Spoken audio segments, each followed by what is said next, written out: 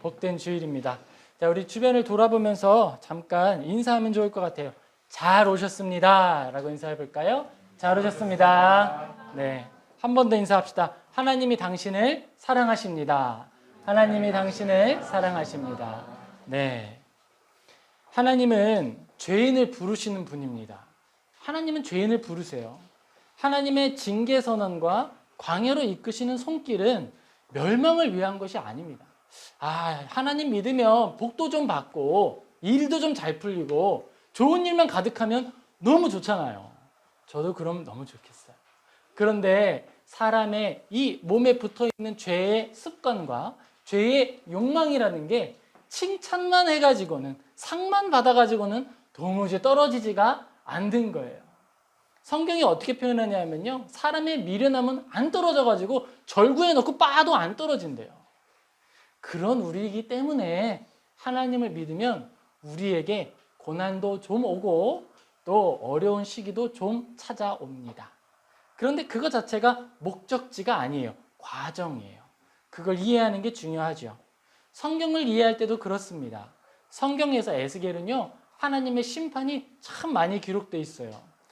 제가 앞에서부터 찬찬히 보다가 이거 주일 설교로 하면은, 이거를 만약에 연속 설교를 한다 그러면 우리 교회 다 죽었다, 이거 내 큰일 났다, 이렇게 생각을 했었어요. 하지만 이 광야의 시간과 고난과 하나님의 징계가 과정이다라고 바라보았을 때, 그리고 하나님께서 우리에게 주시려고 하는 목적지가 따로 있다라고 생각을 할 때에 이 모든 성경이 은혜가 되는 것입니다. 하나님의 징계는 깨끗게 하시는 은혜이고, 광야로 부르시는 것은 더 큰 복을 베풀어 주시기 위한 준비 작업이에요. 영혼의 그릇을 크게 키워주시는 작업이라는 거예요. 하나님께서 우리에게 주시는 그 은혜를 살피고 내 삶에 주어지고 있는 그릇을 키우는 시간과 깨끗해지는 시간을 기쁨으로 채워가는 우리 모든 성도님 되시기를 주님의 이름으로 축복합니다. 우리는 삶의 목적과 방향에 대해서 하나님께 기도합니다. 하나님, 저 어떻게 살아야 될까요? 하나님, 무엇을 선택해야 합니까? 왼쪽으로 갈까요? 오른쪽으로 갈까요? 이런 질문들을 자주 하죠. 그런데요, 여러분, 제가 이런 분들께 질문을 하나 드리고 싶어요. 하나님이 여러분의 선택에 묶이는 분이십니까? 내가 오른쪽을 선택하면 하나님은 실패하실 때도 있고, 내가 오른쪽을 선택하면 하나님 뜻이 어그러집니까? 내가 하나님께서 원하시는 일 가운데 행하기를 원합니다 라고 기도하면서 작은 일 때문에 선택하지 못하는 게 과연 올바른 일일까요? 우리가 신학이라는 학문을 정교하게 공부하지 않았더라도 이 질문에 답할 수 있어요. 내가 오른쪽을 선택하거나 왼쪽을 선택하는 일이 하나님의 뜻을 어그러뜨릴 수도 없고요, 하나님의 뜻을 회방할 수도 없습니다. 오히려 우리의 모든 선택이 하나님의 뜻 안에 담기는 거예요. 담겨 있다라는 거예요. 우리는 하나님의 거대한 뜻 안에서 지극히 자유롭고 풍성하게 어떠한 제한도 느끼지 못하는 상태로 나아가는 거예요. 그게 그리스도인의 자유이고 만족입니다.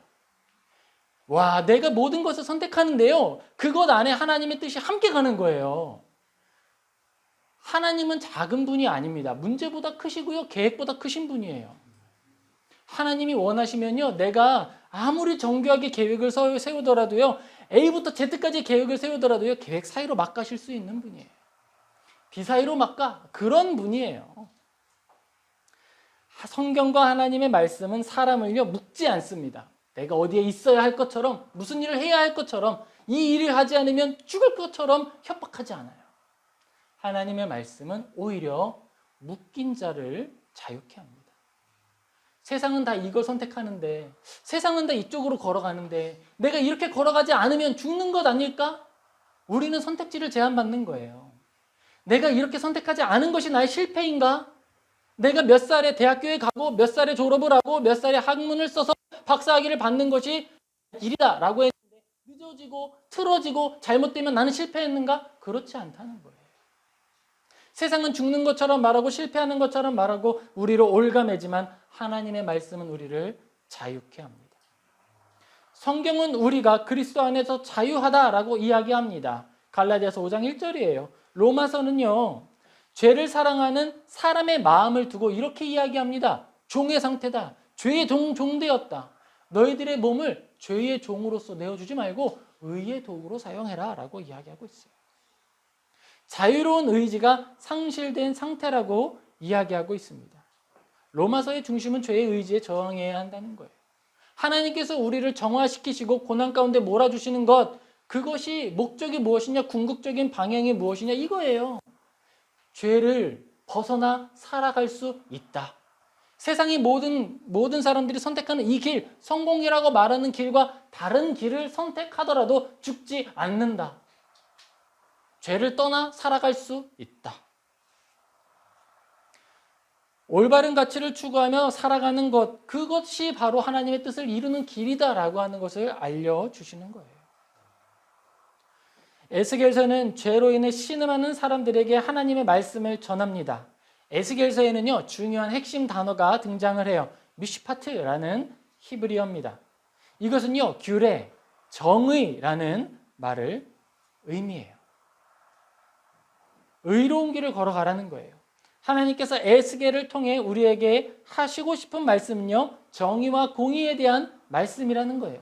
가나안 땅의 정복을 앞둔 이스라엘에게 하나님은 신명기 28장에서 30장에서 축복과 저주의 약속을 베풀어 주십니다. 이스라엘은 그 역사를 통해 하나님의 약속이 실행되는 것을 지켜보고 있어요. 실제로 복도 받았습니다. 하나님의 뜻 안에 살아갔을 때 번성했습니다. 그런데 자기가 소유하고 있는 모든 것을 지키기 위하여 우상을 섬기기 시작했을 때, 하나님께서 정하신 것 이상의 욕구를 충족하기 위하여 우상을 선택했을 때 징계 선언이 하나씩 실행되기 시작하는 거예요. 그 중에 하나가 바로 에스겔입니다. 그런 이스라엘을 향하여 하나님은 말씀하십니다. 나의 징계는 목적이 아니야. 나는 악인이 멸망하는 걸 좋아하는 사람이 아니야. 여러분, 드라마는 어떻죠? 여러분, 기승전결이라고 말합니다. 먼저 이야기가 전개되죠. 위기가 옵니다. 절정에 이르른 다음에 클라이막스가 오는 거예요. 영화 아저씨라는 영화가 있었어요. 원빈이 등장을 합니다. 너무 재밌게 봤어요. 그런데 거기에 보면요, 꼭 등장하죠. 답답해서 고구마 1000개 먹은 것 같은 장면들이 나타나요. 그런데 그 모든 영화의 즐거움이 어디에 몰려 있어요? 절정에 몰려 있죠. 아직 한 발 남았다. 거기에서 모든 우리의 마음이 풀어지는 거예요. 시원한 카타르시스를 느끼죠. 왜죠? 악인이 징계를 받으니까. 그런데 하나님은요, 그게 목적이 아니에요. 악인을 죽이는 게 목적이 아니라는 거예요. 하나님은 영화를 찍으시는 분이 아니거든요. 아버지예요, 아버지. 그가 돌이켜 살기를 원하는 거예요. 아들아 돌아오라 라고 말씀하시는 분이에요. 하나님은 우리에게 죄에서 떠나 살아가라 라고 이야기하시는 겁니다. 에스겔서는 앞쪽 24장까지는 징계에 대해서, 심판에 대해서, 34장부터 그 이후에는요, 48장까지는요, 하나님의 위로의 말씀을 기록을 하고 있어요. 에스겔서도요, 여러분 잘 읽으셔야 돼요. 24장까지 읽다가 지쳐버리면요, 위로받기 전에 끝나는 거예요. 인생도 그래요. 고난 중에 지쳐버리지 마세요. 끝까지 가시면 위로가 있습니다. 내 몸에 때가 아직 덜 빠져 있으면 좀 더 걸어가야 되는 거예요. 하나님께서 우리를 위로하기를 원하시고 다시 부르시기를 원하시고 힘 주시기를 원하십니다. 에스겔에 나타난 그 죄와 심판의 묘사가 얼마나 어두운지 모릅니다. 하지만 그것은요, 어디까지나 하나님의 은혜의 성광을 표현하기 위한 배경에 불과한 거예요. 하나님은 이스라엘이라는 국가를 정의와 공의라고 하는 모판 위에 심으셨습니다.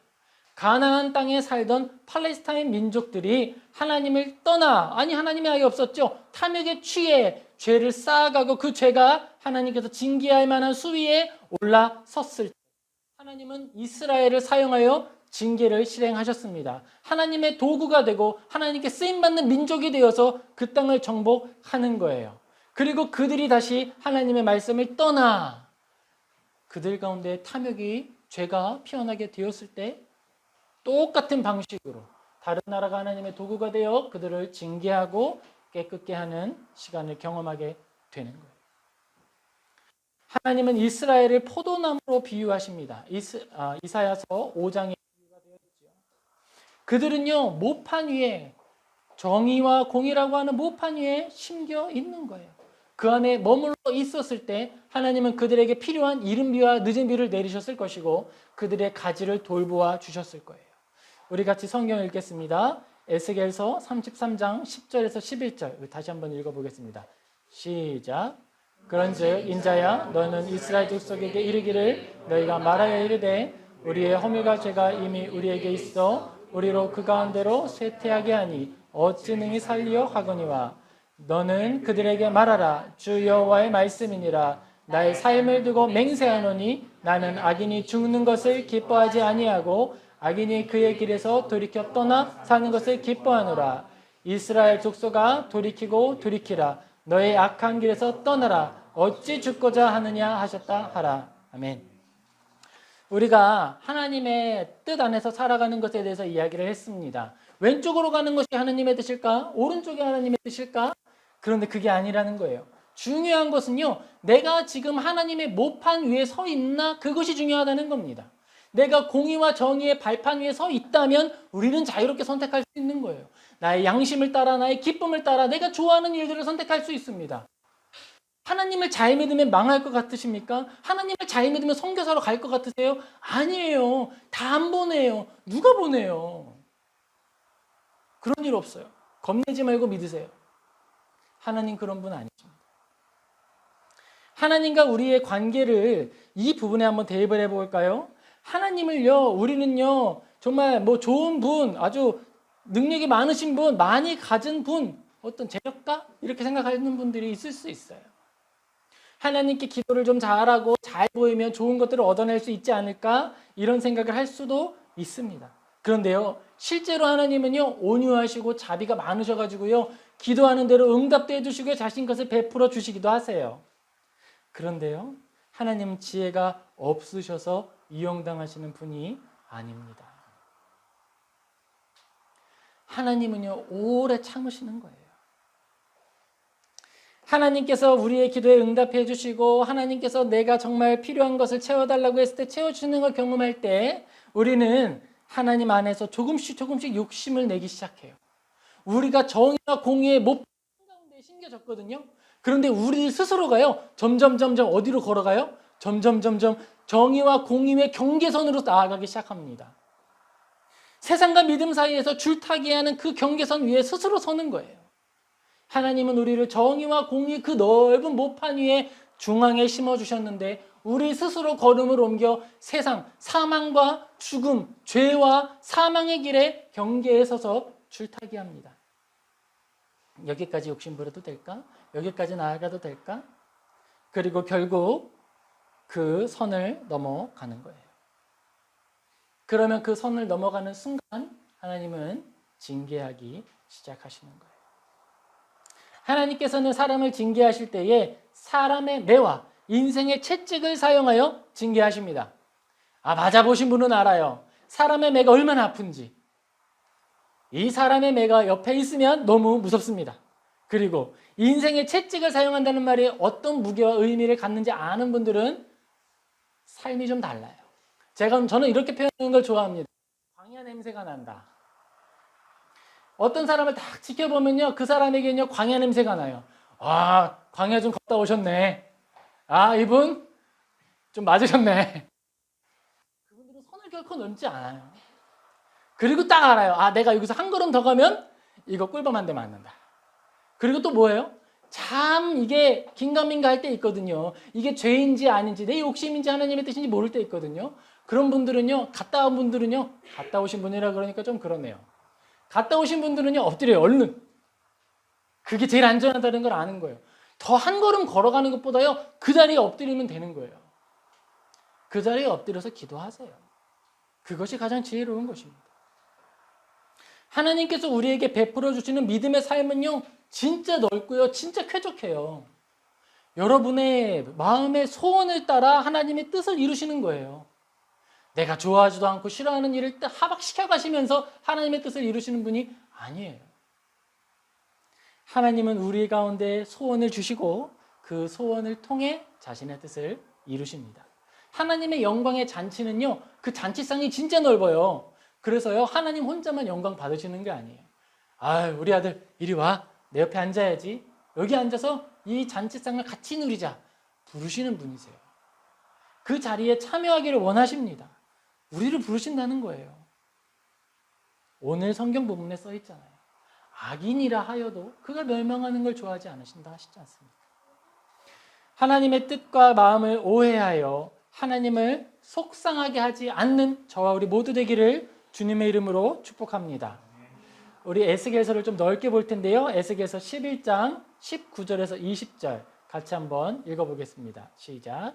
내가 그들에게 한 마음을 주고 그 속에 새 영을 주며 그 몸에서 돌 같은 마음을 제거하고 살처럼 부드러운 마음을 주어 내 율례를 따르며 내 규례를 지켜 행하게 하리니 그들은 내 백성이 되고 나는 그들의 하나님이 되리라. 아멘. 하나님은 우리가 살아가기를 원하십니다.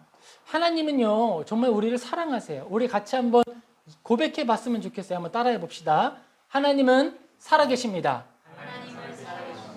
하나님은 나를 사랑하십니다. 아멘. 저는요, 여러분이요, 모든 성경을 다 기뻐하고 사랑하고 꿀송이처럼 달콤한 맛을 누렸으면 좋겠습니다. 그래서 제가 성경을 볼 때요, 어떤 성경은 좀 집중해서 보기도 하고 어떤 성경은 좀 넓게 성경을 펼쳐서 같이 읽어보기도 하는 거예요. 목적은 하나예요. 하나님이 써주신 사랑의 편지 다 같이 읽어보자는 거예요. 하나님이 우리를 사랑하시는데 어떻게, 얼마나 사랑하시는지 같이 보자는 거예요. 우리들은요, 하나님 앞에 죄를 많이 지었습니다. 하나님 앞에 죄 짓지 않은 사람이 어디 있어요? 저도 그래요. 실수 많이 했죠. 교회의 지체를 어렸을 때, 학생의 때에 교회의 지체를 시험에 들기도 하고요. 교회의 학생부 선생님도 저 때문에 시험에 들었을 수 있어요. 그때는 몰랐죠. 그때 몰랐어요. 문제를 만들기도 했어요. 그때는 몰랐는데 제가 목사가 되고 나서 보니까 학창시절에 제가 좋아서 했던 일들이 참 많은 사람들을 힘들게 했겠다, 이렇게 생각을 하는 거예요. 교회를 아프게 하는 사람이었다는 것을 스스로 깨닫게 된다는 거예요. 그런데 제가 목사가 되지 않았으면 오래전에 잊어버렸겠죠? 그런데 하나님은요, 죄를 짓고 모른 채 넘어가는 것을 기뻐하지 않으십니다. 덮어두는 분이 아니에요. 모른 척 하시는 분이 아니에요. 짚고 넘어가시죠. 하나님은 마음을 새롭게 하는 분이다 라고 성경에 기록되어 있습니다. 여기에 나타난 새롭게 하심은요, 하나님이 죄에 대하여 무책임하거나 잊게 만든다거나 하는 분이 아니라는 거예요. 사랑의 하나님은 죄를 덮으신다. 죄를 덮으시지요. 그런데 죄를 덮기 위해서 어떤 대가를 치르셨죠? 그의 아들 예수 그리스도를 죽이셨습니다. 우리의 죄는요, 그냥 덮음을 당했다, 없는 것처럼 여겨졌다, 못 본 척했다, 이게 아니에요. 예수님의 피 때문에 씻김을 받은 거예요. 공의의 하나님이십니다. 사랑의 하나님이세요. 내가 심판받아 죽어야 하는 자인데 나를 살리기 위해서 대신 죽인 분이 누구? 예수 그리스도예요. 그래서 우리가 살아요. 사실 우리의 죄를 따라 징계를 받는다면 우리는요, 광야 잠깐 갔다 오거나 징계 잠깐 받는 거, 사람의 매나 인생의 채찍으로 맞는 것 정도로 끝나서는 안 되죠. 십자가에 달려야 되고요, 하나님의 진노의 전을 다 받아야 되는 거예요. 그렇게 하지 않으시는 거예요. 예수님의 피가 있기 때문에 우리에게는 우리를 깨끗게 할 만큼의 징계만 허락하시는 겁니다. 너희 속에 영을 둔다라고 에스겔서 36장 26절에 기록이 되어 있습니다. 우리 같이 한번 읽어보겠습니다. 에스겔서 36장 26절에 같은 본문이 한 번 더 반복이 돼요. 에스겔서 36장 26절입니다. 제가 읽어드릴게요. 찾으신 분은 같이 읽으셔도 됩니다. 시작. 또 새 영을 너희 속에 두고 새 마음을 너희에게 주되 너희 육신에서 굳은 마음을 제거하고 부드러운 마음을 줄 것이며. 아멘. 자, 너희의 속에 새 영을 주겠다. 이 새 영을 주신다는 말씀은요, 하나님의 말씀, 그 율법을요, 예전에는 글로 주셨는데 그것이 우리의 마음 가운데 기록이 된다는 거예요. 우리 양심을 새롭게 하신다는 겁니다. 하나님께서 우리에게 새 영과 새 마음을 주시겠다라고 말씀을 하세요. 이 마음의 기능이 있습니다. 무엇일까요? 이전에 모르던 죄를 깨닫게 하시는 거예요. 그리스도인이 되고 나서 믿음을 받아들이고 나서 하나님의 뜻대로 살아가기를 다짐하고 세상에서 첫걸음을 떼고 나서 가장 힘든 게 무엇이죠? 죄가 느껴지기 시작하는 거예요. 이전에는 죄로 여기지 않았던 것이 죄로 다가오기 시작을 합니다. 이렇게 불편한 것이 많아가지고 어떻게 믿음 생활을 하겠나라는 고민을 하게 됩니다. 그러니까 무엇을 생각하게 하냐면요. 다른 사람들도 다 이렇게 하는데 이것도 이 정도는 괜찮겠지? 라고 생각하면서 점점 어디로 가는 거예요? 죄와 사망의 울타리 쪽으로 걸어가는 거예요. 죄와 사망의 선을 넘나들면서 하나님 안에서 줄타기 하기 시작하는 겁니다. 그런데 하나님께서 그것을 기뻐하지 않으세요. 하나님께서 우리에게 새 마음을 주셨는데요. 그 새로운 마음은요, 죄인 것들을 떠나게 하시기 위해서 주신 거예요. 이 마음에 대해서 글을 쓴 사람들이 여럿이 있습니다. 특별히 어거스틴과 레프 톨스토이가 있어요. 그들은요, 고백록이라고 하는 글을 썼어요. 이전에 죄를 짓고 살아가던 때를 돌이켜 회개하면서 글을 씁니다. 나는 이런 죄를 지었고 그때는 이런 마음이었는데 이런 마음을 지으면서 나는 양심의 거리낌을 가지지 못했으나 지금은 죄인 줄 안다. 내용이 반복되는 거예요. 성경에서도 이와 같은 고백과 사건이 반복적으로 나타납니다. 특별히 사울에게 있습니다. 바울이요. 복음을 위해 살았던 신약의 바울에게도 유사한 사건과 고백이 발견되죠. 사울이라 불리던 바울은요, 교회를 위하여 사람을 잡아 가두고 죽였습니다. 이것이 교회를 위하는 것이라고 믿었어요. 그렇게 살아가던 청년 사울을 향해 하나님이 말씀하십니다. 사울아, 어찌하여 네가 나를 박해하느냐. 충격을 받았지요. 그리고 그는요, 자신의 성경을 기록을 하면서 성경 속에 자신의 정체성을 남깁니다. 나는 죄인 중에 괴수다. 하늘의 가치를 추구하고 40의 감한매를 맞으면서 풍랑과 동족의 위협을 감수하면서 강도의 위협을 감수하면서 걸어갔던 그가 스스로를 생각하는 것 무엇? 나는 죄인 중에 괴수다라는 거예요. 이 마음은요, 오직 새로운 마음을 통해 나를 바라볼 때만 우리가 깨닫게 되는 거예요. 새 영을 주셨을 때만 알게 되는 거예요. 또 하나 성경에 기록되어 있습니다. 살처럼 부드러운 마음을 주신다라는 거예요. 이것은요, 죄에 대한 예민한 감각을 갖게 된다는 거예요. 예전에는요, 돌처럼 단단한 마음이 있어서 우리 양심이 화인을 맞았다 그러죠. 죄를 짓고 나쁜 짓을 하고 사람들을 아프게 해도 고통스럽지 않았습니다. 그런데 이제는 어떻게 해요? 은혜를 받고 났더니요, 눈물이 너무 많아져. 아파하는 자들의 아픔이 너무 살같이 와닿아서 바라보기 어려울 만큼, 그리고 고통당하고 있는 자들, 신음하고 있는 자들, 그리고 나 스스로의 죄를 사랑하는 마음, 이게 스스로 너무 마음이 아파서 견딜 수가 없게 되는 거예요. 살처럼 부드러운 마음이 우리에게 주어지는 것입니다. 은혜로 새로워진 우리의 마음은요, 죄를 아파해요. 그리고 이 마음이 있기 때문에 우리 회개할 수 있어요. 이 마음이 있어야 회개할 수 있어요. 이 마음이 있어야 주님 앞에, 주님, 내가 죄인이에요, 살려주세요, 기도할 수 있습니다. 하나님께서 말씀하십니다. 내가 그들에게 새 영을 주고 돌같은 마음을 제거하고 살처럼 부드러운 마음을 주겠다. 그러면 그 마음의 기능, 그들이 내 율례를 따르며 내 규례를 지켜 행하게 될 것이다. 율례와 규례, 하나님께서 주신 그 말씀, 정의와 공의의 텃밭 위에 살아가게 될 것이다 라는 거예요. 그렇게 살아갈 때 그들은 무엇이라 불리게 된다? 그들은 내 백성이 되고 나는 그들의 하나님이 되리라. 우리가 하나님의 자녀가 된다는 것입니다. 우리가 하나님의 백성이 된다는 거예요. 에스겔이 우리에게 주는 위로와 교훈이 여기에 있습니다. 하나님은 우리를 생명으로 인도하여 주시는 분이에요. 죽어버린 양심을 다시 살리셔서 죄로 인해 고통스러워하고 죄로 아파하는 가운데 주님을 찾아 나오게 합니다. 십자가로 인도하십니다. 십자가에 나아오면 예수 그리스도를 보며 그 앞에서 위로함을 얻고 고침을 받고 새로워짐을 얻는 거예요. 어떤 경우에도 세상이 그렇게 다 하니까 라고 핑계하지 않도록 인도하여 주십니다. 그리고 심지어는요, 세상이 다 옳다 해도요, 나는 그 길을 선택하지 않는 자리까지 가는 거예요. 더 높은 기준으로, 더 높은 뜻을 세우며 실행하며 나아가게 됩니다. 그런 자리로 나아가기를 주님의 이름으로 축복합니다. 우리 이어서 에스겔서 37장 24절에서 28절 같이 읽겠습니다. 에스겔 37장 24에서 28절입니다. 시작. 내가 그들과 37장 네, 같이 읽겠습니다. 시작. 내 종 다윗이 그들의 왕이 되리니 그들 모두에게 한 목자가 있을 것이라.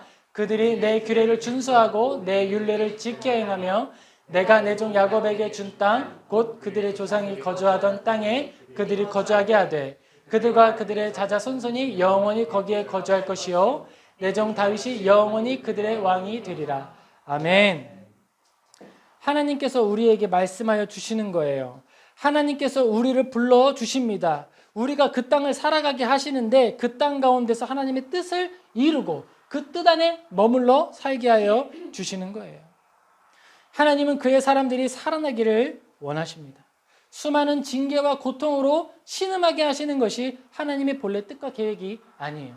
이스라엘 사람들을요, 광야를 벗어나서 가나안으로 부르신 목적은요, 그 땅이 번성하고 그 땅이 잘됨을 통하여서 열방들이 바라보기를 원하는 거예요. 하나님의 뜻이 이루어질 때에 그들의 영광을 바라보라라고 하는 거예요. 우리의 삶에 하나님의 영광이 나타나기를, 하나님의 뜻이 성취되기를 원하시는 분입니다.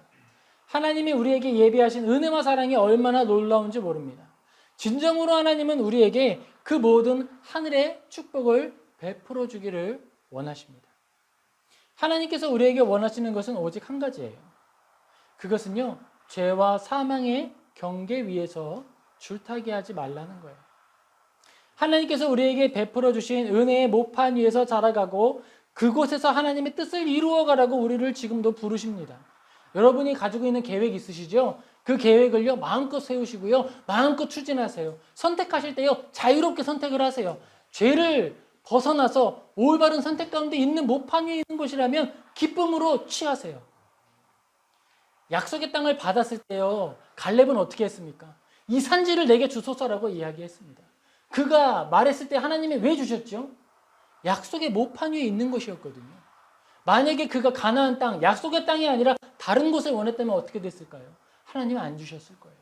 하지만 그가 약속의 모판 안에서 그의 뜻을 하나님께 아뢰고 말씀하였을 때, 이야기하였을 때 하나님이 그와 동행하시고 그의 땅을 내어 주시는 거예요. 그가 몇 살이었는데요.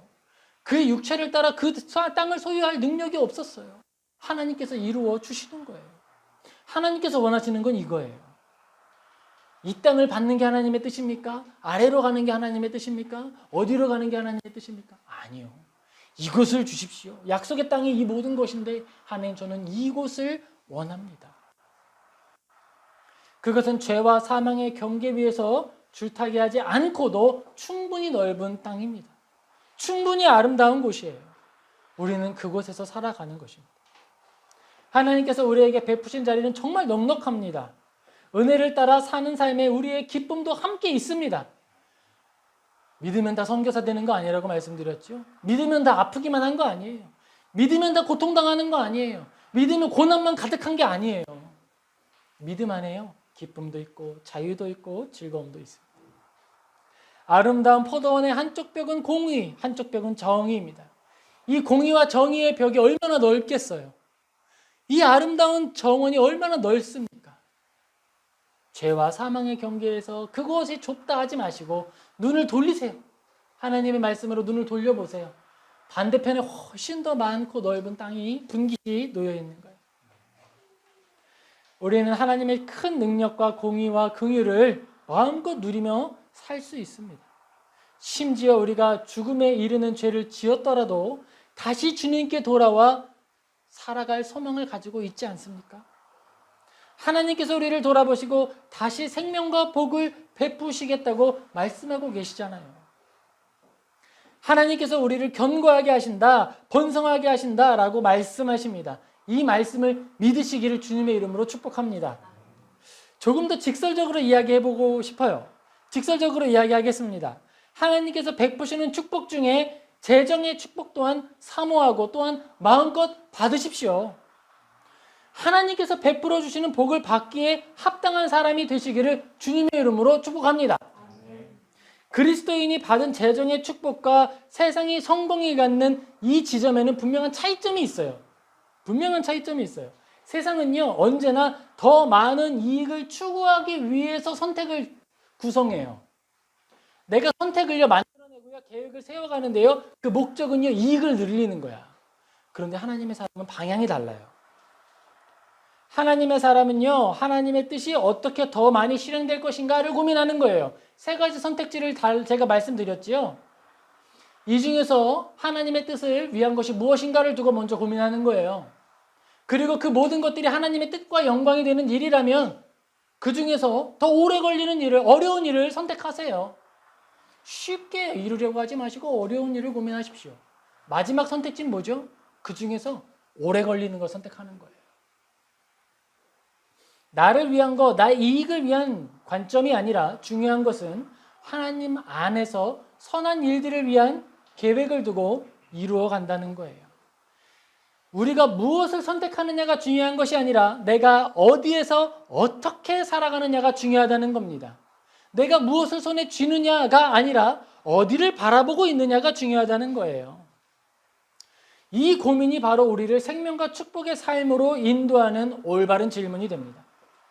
어떤 사람이 하나님을 사랑하는 마음으로 큰 꿈을 꾸었다면 하나님은 먼저 그에게 필요한 능력을 갖출 수 있도록 훈련시키시는 거예요.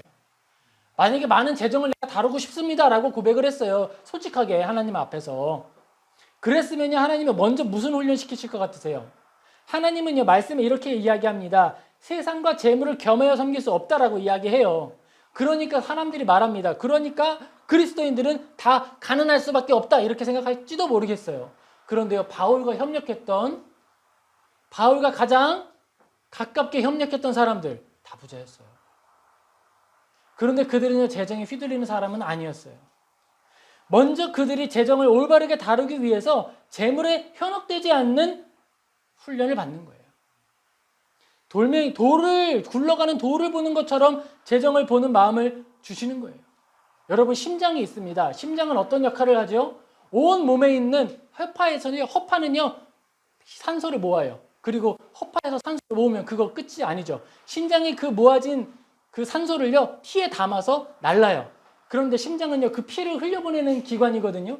그런데 그 피를 소유하지는 않습니다. 그거예요. 내가 어떤 기능을 하는 것인지 이해하고 나에게 필요한, 이 심장이 기능하는 데 필요한 혈액만 그에게 소유가 되는 거예요. 나머지는 어디로 가는 거예요? 필요한 우선순위를 따라 장기로, 온몸으로 흘려보내는 거예요. 그게 심장의 역할이죠. 만약에 우리가 그것을 원한다고 하면 훈련을 받아야 하는 거예요. 내 입의 망을 하나님이 씌우지 않으세요. 나에게 필요한 만큼 충분함을 주시는 겁니다. 그와 함께 휘둘리지 않는 마음의 준비도, 영적 준비도 필요한 거예요. 하나님의 일을 위하여 견디고 버텨낼 때 하나님께서 약속하십니다. 나의 처소가 너희 중에 있을 것이다.